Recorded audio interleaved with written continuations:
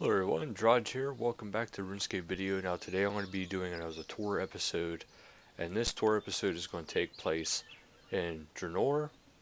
It's going to take place in Draynor, Port Sarim, Remington, and maybe Falador as well, as long as it doesn't become too long of an episode. I don't want to make everything take too long for you guys. I do want things to be, moderately timed. But while I'm at it, I want to show you guys just a little bit of what's going on here. Yeah, I like showing the rewards you can get occasionally sometime from stuff like this. Hey, at least I got Silverhawk feathers. Alright, first things first is since you'll already have your Lumbridge teleport, we'll do our quick teleport to Lumbridge.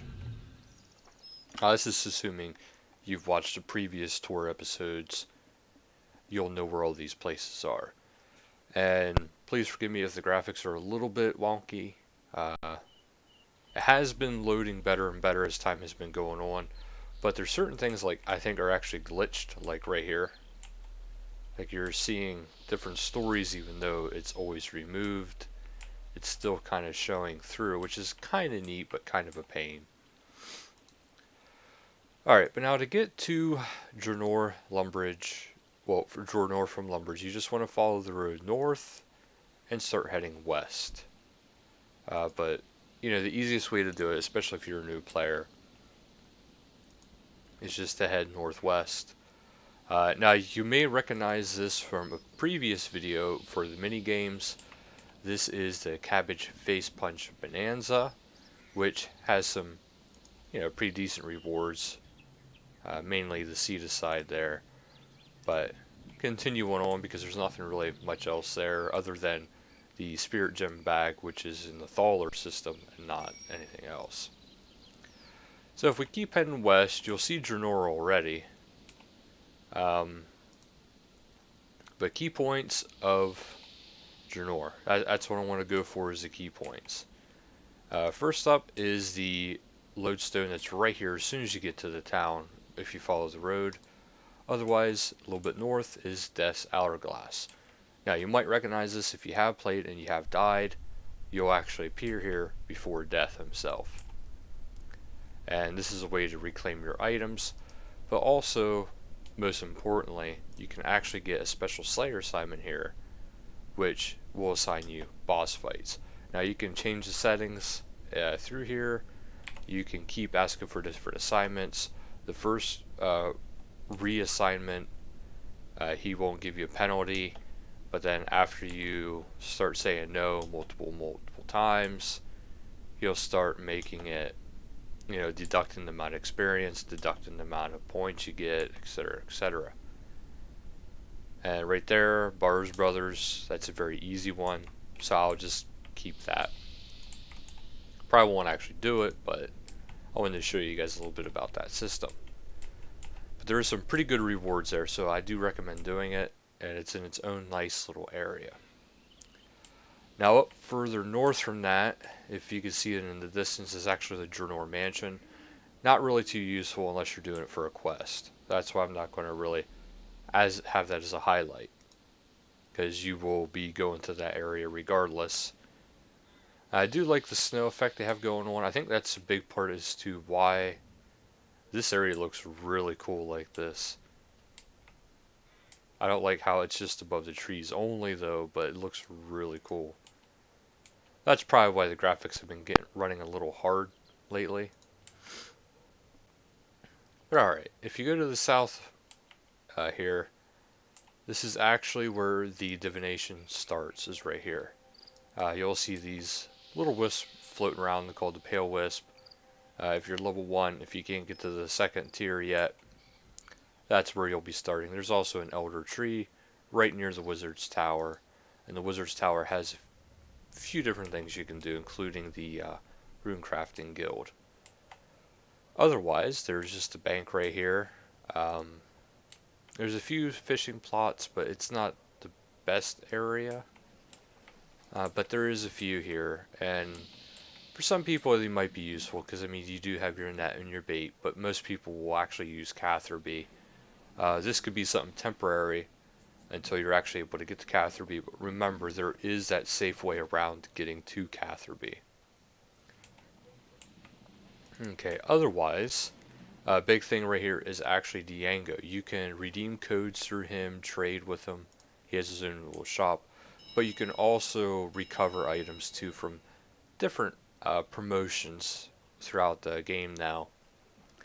Some do cost money because they will have stats. Others, most things actually don't have stats. But there is quite a few things in here that you may or may not want to keep a hold of. But he'll actually hold on to it for you. This way it helps free up your bank space. Otherwise, there is Master Farmers here. They're good for down the road when your thieving's just a little bit higher. And you'll be able to steal from them to get more and more seeds. Now, if you head further west, directly south of me, you'll see a farm patch.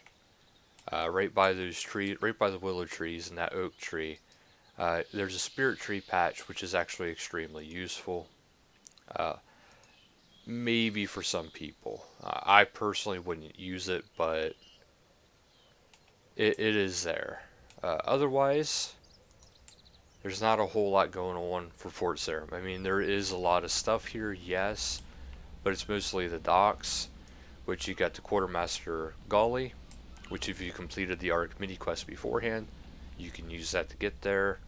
There's a portal. Now my portal right here for the ports is going to be a little bit different than if you started. It's actually further along. Also, you have Port Sarim, which is actually right here for Monks of Entrana. Yeah, Port Sarim. That was weird. For Entrana, they'll take you to Entrana. You cannot have any type of weapons or armor with you if you go there. Right here, you'll actually have the different types of sailors. They don't really say where they're going. They just keep saying Seaman. And what these do is they take you to Karamja, which is the safe way of getting to Catherby, if you're low level. Right over here, you have the Void Knight outpost ship, and then down here you have the charter ship, which I will show you a little bit into that. Right there is also the Trader Stan, who is for the mini quest for the Arc series. Now, this is all the locations that I can currently travel to, but I do believe a lot of these you have to have unlocked. So do keep that in mind if you want to use that. Okay, now that we'll head out of here, there's not too much here otherwise other than the lodestone, which is actually right by the docks here. And right there it is. Make sure you get that. Otherwise, there's nothing else really here. There is more quests here, of course, but we'll head further south because I want to show you a couple more things that are actually kind of noteworthy. Up way down here, that single tree that's just hanging there, that is actually the Mudskipper's Point. You'll find that you actually need to get to this area quite a bit. Also, there is a dwarf right here, and that is Thurgo. You'll be needing him in many different quests, but this is where he is at. He's very useful in those quests, and oftentimes he'll be linked with a red berry pie. Another noteworthy area is the trapdoor that's actually right up here. This trapdoor leads down into a dungeon that does have some creatures that get slimed for Slayer assignments, and some extras too. Now, the first ones aren't too bad, but they are level 15, so keep that in mind. And as you go further, they get stronger and stronger. You got level 32s. Down here, you have goblins that are 28. They get a little bit weaker, but down even further yet, you have your ice warriors, you have your ice giants. This is also where you'll find the Blurite for the one quest. Not much else really for them.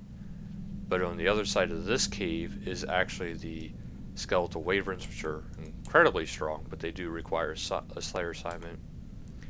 And if you look all the way to the northwest, well, it would be the southwest according to the compass, there's a little bit of a cave up there.